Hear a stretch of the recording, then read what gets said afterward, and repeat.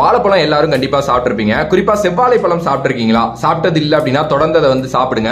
அது ரொம்ப ரொம்ப உடலுக்கு நல்லது. அதுல அவ்வளவு ஊட்டச்சத்துக்கள் இருக்கு. பொட்டாசியம் அதுல ரொம்ப அதிகமா இருக்கு. அதனால சிறுநீரக கற்கள் வந்து பாத்தீங்கன்னா நமக்கு வராமல் அது தடுக்குது.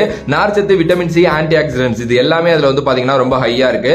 நரம்பு தளர்ச்சி ஏற்படும் போது நம்மளோட உடல் பலன் வந்து பாத்தீங்கன்னா ரொம்ப குறைஞ்சிரும். சோ அந்த உடல் பலத்தை அதிகரிக்கிறதுக்கு செவ்வாழை பழத்தை வந்து பாத்தீங்கன்னா சாப்பிடுவாங்க. நிறைய பேர் நரம்பு தளர்ச்சியிலிருந்து வெளியிலையும் வந்திருக்காங்க செவ்வாழை தொடர்ந்து சாப்பிட்டதன் மூலம். அதுக்கு அடுத்தபடியா மாலைக்கண் நோய் வராமல் வந்து இந்த செவ்வாழை பழம் வந்து தடுக்கும் அப்படிங்கிற மாதிரி வந்து சொல்லப்படுது.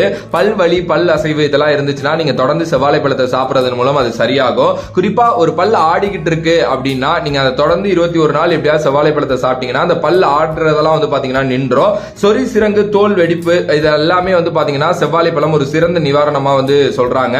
அதே நேரத்தில் உங்களுக்கு ஏதாவது சரும பிரச்சனை இருக்கு அப்படின்னா நீங்க தொடர்ந்து செவ்வாழை பழத்தை 7 நாள் சாப்பிடுறீங்க அப்படின்னா உங்களுக்கு வந்து அந்த சரும பிரச்சனை வந்து போகும். ரொம்பவே அதிகமா சாப்பிடாதீங்க, மினிமமா எடுத்துங்க. நல்ல ஒரு ஹெல்த்